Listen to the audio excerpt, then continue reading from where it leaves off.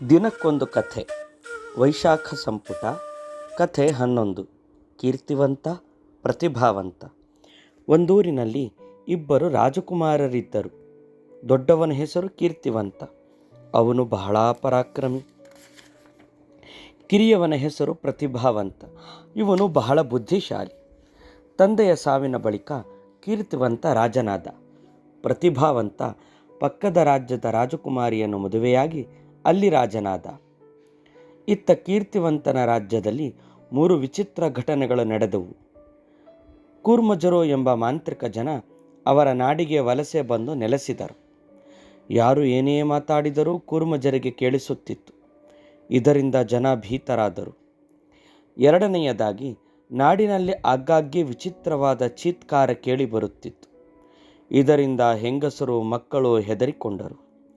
ಮೂರನೆಯದಾಗಿ, ರಾಜನ ಅರಮನೆಯಲ್ಲಿ ಪ್ರತಿ ರಾತ್ರಿ ಎಷ್ಟು ಅಡುಗೆಯ ಸಾಮಾನಿಟ್ಟಿದ್ದರೂ ಬೆಳಗಾಗುವ ಹೊತ್ತಿಗೆ ಮಂಗಮಾಯ ಆಗುತ್ತಿತ್ತು.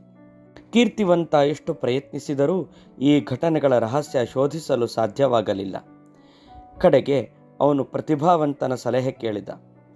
ಪ್ರತಿಭಾವಂತ ಯೋಚಿಸಿ ನುಡಿದ, ನಾನು ಸ್ವಲ್ಪ ಗಿಡಮೂಲಿಕೆಗಳನ್ನು ಕೊಡ್ತೇನೆ. ಅದನ್ನು ಅರೆದು ನೀರಿನಲ್ಲಿ ಬೆರೆಸು. ರಾಜ್ಯದ ಪ್ರಜೆಗಳನ್ನೆಲ್ಲ ಕರೆದು ಆ ನೀರನ್ನು ಸಿಂಪಡಿಸು. ಇದರಿಂದ ಕೂರ್ಮಜರು ಮಾತ್ರ ಸಾಯ್ತಾರೆ.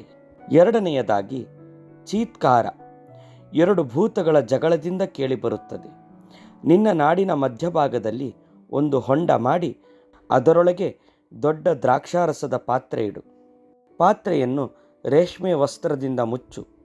ಭೂತಗಳು ಜಗಳವಾಡಿದ ಬಳಿಕ ಹಂದಿಗಳಾಗಿ ಪಾತ್ರೆಯ ದ್ರಾಕ್ಷಾರಸ ಕುಡಿಯಲು ಬಂದಾಗ ವಸ್ತ್ರದ ಸಮೇತ ಪಾತ್ರೆಯ ಒಳಗೆ ಬೀಳುತ್ತವೆ.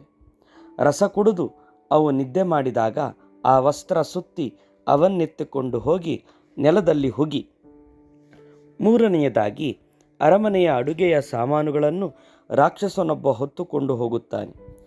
ನೀನು ಕಣ್ಣಿಗೆ ನೀರು ಮುಟ್ಟಿಸಿಕೊಂಡು ಕಾವಲು ಕಾಯಿ. ಅವನು ಸಿಗ್ತಾನೆ. ಕೀರ್ತಿವಂತ ತಮ್ಮನಿಗೆ ಧನ್ಯವಾದ ಹೇಳಿ ತನ್ನ ನಾಡಿಗೆ ಹಿಂತಿರುಗಿದ. ಗಿಡಮೂಲಿಕೆಗಳನ್ನು ಅರೆದು ನೀರಿನಲ್ಲಿ ಬೆರೆಸಿ ತನ್ನ ಪ್ರಜೆಗಳೆಲ್ಲರನ್ನೂ ಕರೆಸಿ ಸಿಂಪಡಿಸಿದಾಗ ಕೂರ್ಮಜರು ಸತ್ತು ಬಿದ್ದರು. 2 ಭೂತಗಳನ್ನು ತಮ್ಮನ ಸಲಹೆಯಂತೆ ಹುಗಿದಾಗ ಚೀತ್ಕಾರ ನಿಂತು ಹೋಯಿತು. ಮೂರನೆಯ ದಿನ ಕೀರ್ತಿವಂತ ರಾತ್ರಿ ಕಾವಲು ಕೂತ.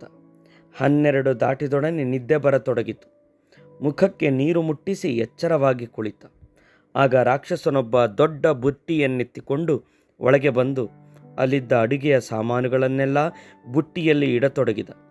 ಕೀರ್ತಿವಂತ ತಕ್ಷಣ ಕತ್ತಿ ಹಿಡಿದು ಹೊರಬಂದ. ಧೈರ್ಯವಿದ್ದರೆ ನನ್ನ ಜೊತೆ ಯುದ್ಧಕ್ಕೆ ಬಾ ಎಂದ. ರಾಕ್ಷಸನಿಗೂ ಕೀರ್ತಿವಂತನಿಗೂ ಯುದ್ಧವಾಗಿ ಕೀರ್ತಿವಂತನೇ ಗೆದ್ದ. ಆಗ ರಾಕ್ಷಸ ಬೇಡಿಕೊಂಡ, ಮಹಾರಾಜ, ನನ್ನನ್ನು ಕೊಲ್ಲಬೇಡ, ನಾನು ನಿನ್ನ ಗುಲಾಮನಾಗಿರ್ತೇನೆ. ಕೀರ್ತಿವಂತ ರಾಕ್ಷಸನನ್ನು ಕ್ಷಮಿಸಿದ. ಅವನು ತನ್ನ ಮಾತಿನಂತೆ ರಾಜನ ಗುಲಾಮನಾಗಿ ಉಳಿದ. ಅನಂತರ ಕೀರ್ತಿವಂತನ ನಾಡಿನಲ್ಲಿ ನೆಮ್ಮದಿ ನೆಲೆಸಿತು.